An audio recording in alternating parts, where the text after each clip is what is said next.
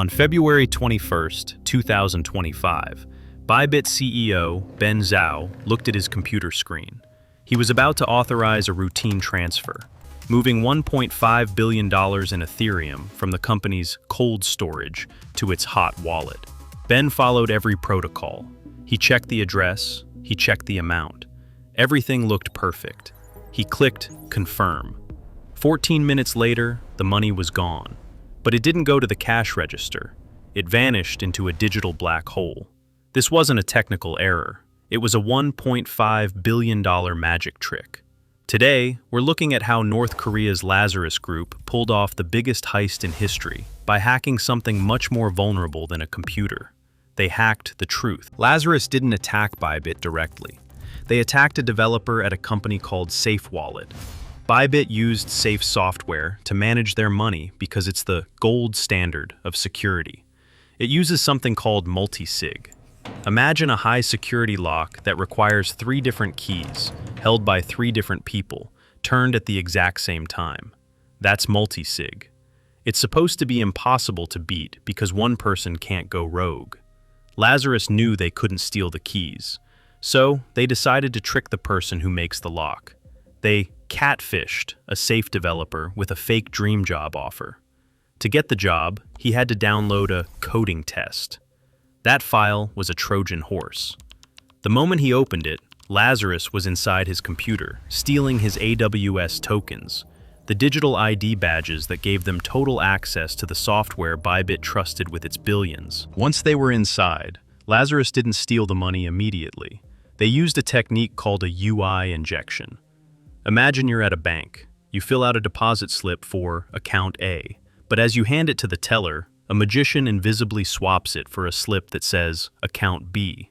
You saw A, you signed for A, but the bank moved the money to B. Lazarus tampered with the JavaScript, the code that controls what you see on your screen.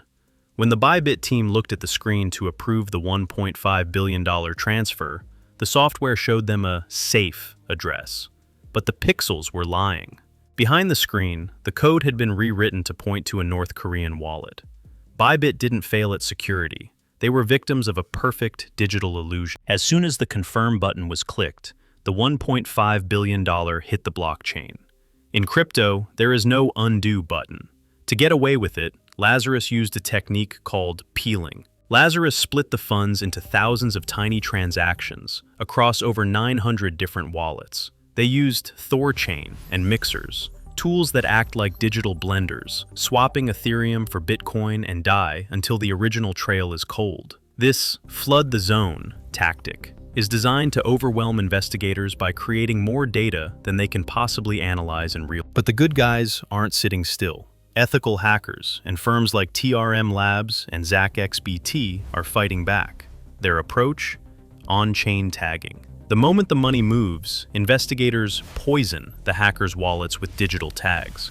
Any exchange that receives this blacklisted money is alerted to freeze it immediately. The problem: Lazarus is a state-sponsored group.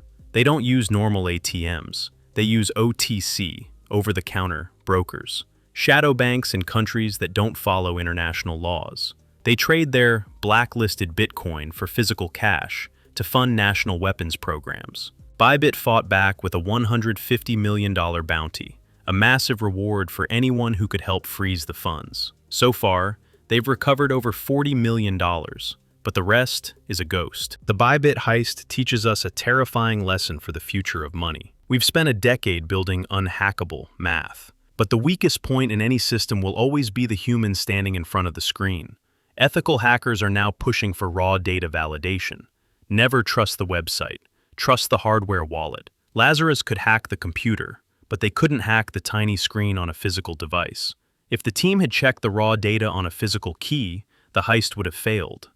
In the digital age, seeing is believing is a dangerous lie.